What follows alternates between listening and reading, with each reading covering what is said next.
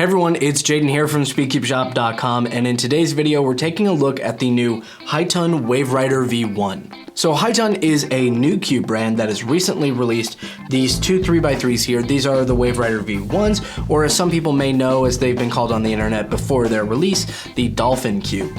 So I've got a little pot of cubes here, and there are two different versions. We have the standard and the flagship, and the standard comes in at $25.95 and the flagship will be $29.95 on SpeedCubeShop.com. Now I do want to say that there might also be a third version. I've heard rumors of one, a Pioneer version, but as of right now I'm not totally sure about that, so let's just go ahead and move on. So first things first, let's take a look at the packaging and the unboxing experience. It's going to be the same for both, so we'll only need to unbox this one. Looking at the packaging, we have a pretty nice kind of green holographic box, and I mean, I'm really liking the green color. That's one of my favorite colors, so I think it looks really good. On the bottom of the box, you can tell what version you have by looking at the barcode here. This is 2, so this means that this is the flagship version. The standard one will say 1 on it, and I'm assuming that the Pioneer or the third version, whatever it's going to be called, will be 3. So now let's go ahead and open this thing up. So inside you would get a card, and then this space here is where the cube and the cube stand would normally be, so it would look like that when you get it. And then the last thing in the box is the accessories box here. Inside we get a lens wipe here, we get a nice cube bag with their logo on it. We have a couple of pamphlets. This is a cube solve guide, and then we have an adjustment guide here with one side in English and one side in Chinese. And then the last thing we have in the box is the adjustment tool, which is a little hard to see because it's fully transparent, but I mean, it does look pretty cool. So now we can go ahead and move on to the performance and feel of the cubes, and not only will you be getting my opinion on the cubes because I've already tried them out and had a chance to kind of use them for a bit, you'll also be getting Cameron, who's going to go up first and just talk about the cubes and how they feel. Hey everyone, it's Cameron. So I have not yet had the opportunity to try either one of these yet, so let's see if I can tell them apart. Wow. It's interesting because the cube feels, it has like a cheap plastic feel, but it actually performs nicely, if that makes sense. Corner cutting's really good, really loose. Let's see this one. This is probably the standard, is that right? Yeah, that's standard. All right, so I got it right. So big speed difference between the standard and the flagship. Oh, and funny fact, I actually just noticed that there's 3 dolphins on the logo. I hadn't actually paid attention to that. I called it the Dolphin Cube. Well, it's like I subconsciously knew, but I didn't like know actually. But yeah, so I would rate this 4.5 dolphins out of 5. For me, I actually prefer the standard one. It's a little bit more controllable. But oh man, I don't know. The flagship one is just so much more effortless to turn though. Good magnetic feel. Honestly, I'm really happy with these for the price, and I think it's gonna be a really good contender, so I'm super excited to see what other cubes this new manufacturer comes out with. But yeah, overall, really nice cubes. I like them. So for my thoughts on these cubes, I think they're pretty good, even like out of the box. The standard one is very fast, but still like somewhat controllable.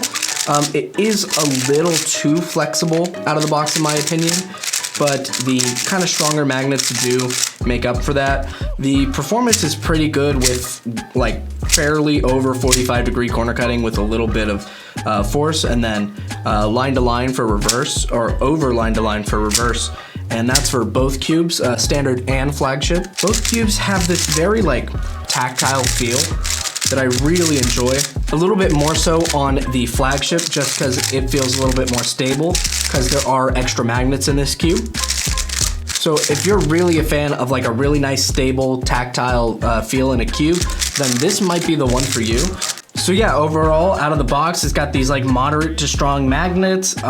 It's pretty stable, even the standard one, though that's a little less stable than the flagship. The turning is nice, it's fairly smooth. It's got a little bit of a bumpy tactile feel to it, but the turning is still like pretty fast. So now let's go ahead and move on to all of the adjustment features in this cube. So we have adjustable magnets and a dual adjustment system. I'm gonna go ahead and start off with the adjustable magnets here. If you turn one of the layers on the cube 45 degrees, you can see the magnets in the edges. Now there is a reason that they put them in the edges and not the corners, and I'll get into that a little bit later. Now speaking of adjustment, the best way to do that is to take the short end of the adjustment tool, so the one that doesn't have the big oval on it. You're just gonna stick it into the groove on the magnet and just turn clockwise. You should be able to feel it as it switches between each setting. Now you don't have to take the piece out to make the adjustments, but I just want to try and show you how hard it is to read the numbers. I'm not even sure they're showing up on camera. The best way to get to whichever setting you want without having to read the numbers. So you want to set the groove in the magnet to be in line with the split piece design. And then this is setting 1, which is also the strongest setting. So if you like really strong magnets, all you have to do is just make sure it lines up with the split pieces here. And to change it to whichever setting you want, just take the key and just turn clockwise and just count to whichever setting you're trying to get to. So remember, this is 1. So the next one will be 2, 3, 4, 5, 6, and that would be the weakest setting. And then from here, it resets back to 1. And remember, this is just their first cube, so I'm sure we'll see improvements, and later on down the line, we'll probably be able to read these adjustments a little bit easier. So now let's go ahead and look at the dual adjustment system. Again, I don't know if you can read the numbers that well. I am trying my best to catch the light at just the right angle. I'll even try this bottom camera here. Seems like you can kind of see them from here. But essentially there are 2 rings. There's an outer ring and an inner ring. And in the outer ring, there's these little holes right there in which you'll put the large end of the adjustment tool in. There's these little spokes coming off the back, and you'll just insert those into the holes, and you'll turn clockwise or counterclockwise depending on what you want to adjust. So both rings have 8 settings each. The inner ring will affect the center distance or the center travel, which is essentially how well it can corner cut or how pop resistant it is. It also affects the flexibility.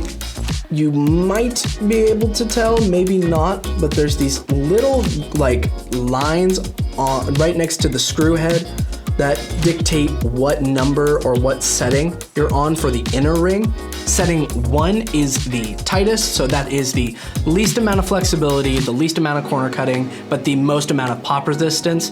And then setting 8 would be the opposite, so that is the most amount of corner cutting, the most flexibility, and the least amount of pop resistance. So to make adjustments to the center travel, you'll just turn clockwise like this. And now, like I said, for the outer ring, that affects the tensions. And to make the adjustments, you'll just turn counterclockwise. Now for reading what setting you're on, it's a little difficult and a little confusing. So for the outer ring, to know what setting you're on, you look at the inner ring, you look for the number 1, and then whatever number that's pointing to on the outer ring, let's say the 1 on the inner ring is lined up with the 7 on the outer ring. That means you're on setting 7. So I'm gonna try and put up some sort of diagram because it's not very well explained in the little booklet, but essentially on the inner ring, there is a 1. Whatever number that's pointing to on the outer ring, let's say it's 7, that means you're on setting 7. So if it's pointing to 5, you're on setting 5. If it's pointing to 4, it's on 4. If it's pointing to 3, you're on 3, and so on. So hopefully that helped to explain it. I know it's kind of weird and confusing. So to recap all of the adjustment systems. For the magnet, you turn clockwise. There are 6 settings, setting 1 being the strongest and setting 6 being the weakest. For the dual adjustment system, the inner ring has 8 settings along with the outer ring, with setting 1 being the tightest or the least amount of flexibility, and setting 8 being the loosest with the most amount of flexibility. And to make adjustments on the inner ring, you'll turn clockwise. For the outer ring, that affects the tensions, which is essentially how tight or loose the cube feels, with setting 1 being the loosest feel and setting 8 being the tightest. And to make adjustments, you'll just take the key and turn counterclockwise. And that's pretty much it for the adjustment system, but we can go ahead and move on and actually take a look at the internals of the cube. Now for the core, there's not really anything special, pretty standard core here, but taking a look at the pieces, there's a couple of things to take notice of. So first things first is that it uses a split piece design, and it also has hearts all over the cube. Whereas you would have like dragon scales, GAN has their kind of honeycomb design, and I guess in the case of HaiTun, it uses hearts. The last notable thing to take notice of are the magnets in the feet of the corners and the edges. This is exclusive to the flagship version. This is what makes them different. If you look at the standard version, you can see it doesn't have those magnets there. It's just totally empty. You can see that there's holes where they could go, but there's none in there. And I do want to say, when it comes to differences, that's all I could find. But let's go ahead and move on. I did tell you guys that I would explain why the adjustment system is in the edges and not the corners. So let's go ahead and take a look at that. You can see the magnets are pretty much held together with this really thin and like easy to move piece of plastic here. And there's a specific reason for that. You see, as I move the corner, you can see the magnet kind of wants to continue pulling towards the center of the magnet, and it's got a little bit of like movement to it. So that is why there's not an adjustment system in the corners, because I don't think they could fit a whole adjustment system in the corner piece while also being able to have this magnetic buffering, which is what they call it. This is not a new term that I'm making up. That's what it's called. It's called magnetic buffering. And now putting pieces back in, that's pretty much it. There's not really anything else for this cube. It's got a really nice design to it, feels good. The adjustment system is really my only complaint about this cube, but even so, this is the very first one that they've come out with. So I imagine as we get later versions down the line that we'll probably see some pretty solid improvements for this cube. So my overall final thoughts for these cubes are that they're really good. There is, the adjustment system, which isn't all that great. However, pretty much everything else is really solid. I love the magnet strength, especially on the highest setting. I'm a really big fan of strong magnets. The out-of-the-box performance is really good, and I love the kind of like bumpy tactile feel of the cubes. The adjustment system actually feels like it makes a difference when I'm, going through all the settings. A lot of cubes sometimes, even switching from the lowest to the highest setting, really doesn't feel like that much of a difference, but with these adjustment systems, I can actually feel a pretty solid difference. For me personally, I would suggest you just go with the flagship version since it is only a couple dollars more, but if you're not looking for as strong of a magnetic feel, you can go ahead with the standard. It's still pretty good. So yeah, I'm really excited to see where HaiTun goes from here. These are some really solid first cubes to have, and I'm excited to see if that rumored third version of a cube or the third variant is actually true. But for now, these are some really solid cubes. I highly recommend getting them, especially if you're a fan of that tactile feel. But yeah, that's pretty much it for now. I hope you guys enjoyed the video. Please leave a like and subscribe if you did, and be sure to comment down below whether or not you're going to be picking up one of these cubes, and if you already have, let us know how it feels. What are your thoughts on these cubes? But again, that's all for this video. I hope you guys enjoyed, and I'll see you guys in the next one. Take care.